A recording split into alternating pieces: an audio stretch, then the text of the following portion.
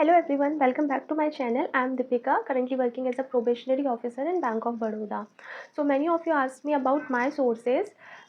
ये video part 2 होने वाला है क्योंकि प्री के लिए मैं ऑलरेडी पोस्ट कर चुकी हूँ एंड ये इस वीडियो में मैं मेंस के सोर्सेज के बारे में बताऊँगी.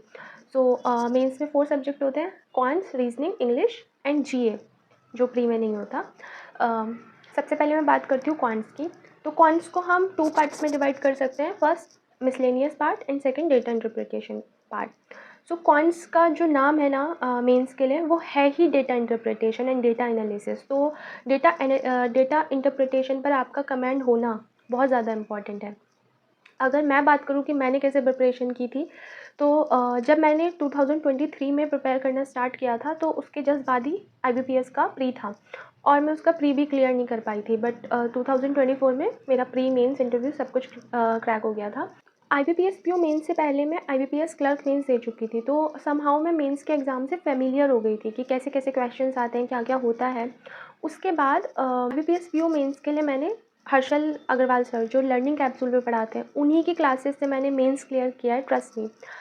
सबसे पहले मैंने क्लर्क के लिए प्रिपरेशन की थी, तो क्लर्क वाले चीज़ों से मैं फेमिलियर हो गई थी. बट मैंने क्लर्क की सारी वीडियोज़, जो क्लर्क मेंस की वीडियोज़ थी, वो मैंने सारी वीडियोज़ कंप्लीट की थी ताकि मेरा मेंस का थोड़ा बेस क्लियर हो जाए.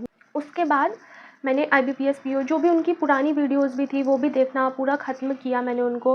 हाँ, पहले हर्षल अग्रवाल सर से जब हम पढ़ते हैं तो शुरू में उनको कैच कर पाना थोड़ा स्टार्टिंग में मुश्किल होता है क्योंकि सर काफ़ी फ़ास्ट पढ़ाते हैं. फ़ास्ट और वो फ़ास्ट नहीं होता, हमें वही स्पीड चाहिए अपना एग्ज़ाम क्लियर करने के लिए, हमें वही स्पीड चाहिए. तो स्टार्टिंग में मुझे भी बहुत प्रॉब्लम हुई थी.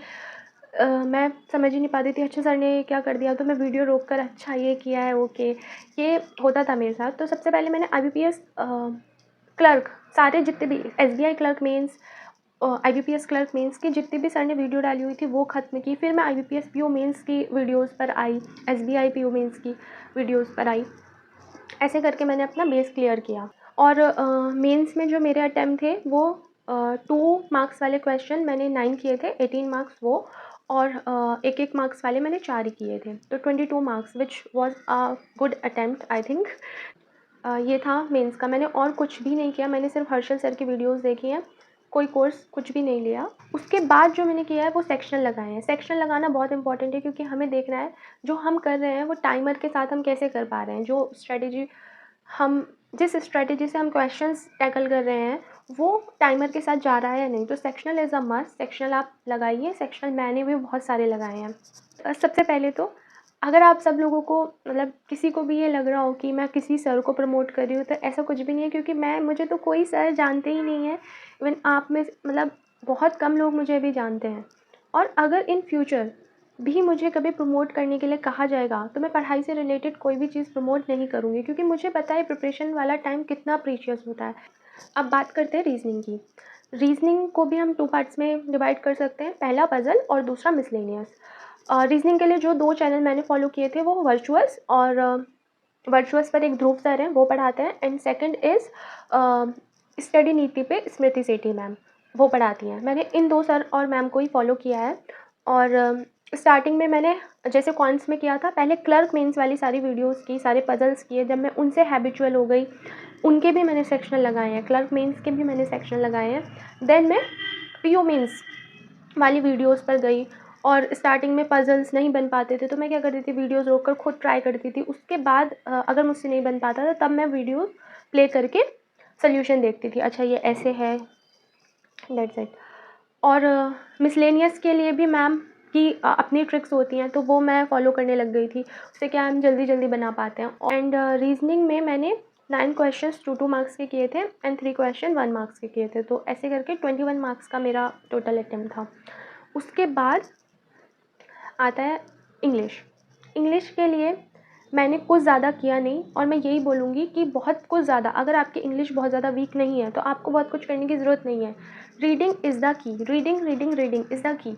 जेन्युइनली जब मैं प्री के टाइम पे मैं क्या करती थी कि कोई भी एडिटोरियल की क्लास ले लेती थी क्योंकि मुझे ऐसे पढ़ने की आदत नहीं थी बहुत ज़्यादा. तो मैं कोई एडिटोरियल की क्लास ले लेती थी. धीरे मैंने रीडिंग की हैबिट जनरेट की. उसके बाद जब मेरा प्री क्लियर हो गया तो मैं कोई क्लास नहीं लेती थी. बस जो मैम जैसे let's say Nimisha Bansal ma'am है, वो अपने ही चैनल पे PDF भेज देती हैं एडिटोरियल की, उसको मैं डाउनलोड करके खुद से पढ़ लेती थी. और उसके वोकैब देख लेती थी, क्योंकि मेंस में रीडिंग बहुत ज़्यादा इम्पॉर्टेंट है, क्योंकि वहाँ पर 2 रीडिंग कॉम्प्रिहेंशन होंगे, parajumble, fill in the blanks, और जो भी मिसलेनियस क्वेश्चंस भी होंगे ना, छोटे-छोटे 1-1 मार्क्स वाले भी, वो भी बहुत लंबे-लंबे होंगे। उनको पढ़ने में बहुत ज़्यादा टाइम जाता है। तो हमें पढ़ने की हैबिट जनरेट करनी है, ताकि हम जल्दी-जल्दी पढ़ पाएँ, पढ़ने के साथ-साथ हम समझ पाएँ। तो वो सिर्फ रीडिंग से होगा। उसके बाद रीडिंग के अलावा जो मैंने फ़ॉलो किया, सेक्शनल तो मैंने दिए ही, हर सब्जेक्ट के लिए मैंने सेक्शनल दिए हैं, चाहे वो इंग्लिश हो, चाहे वो रीज़निंग हो, चाहे वो क्वांज़ हो। Sectional is a must.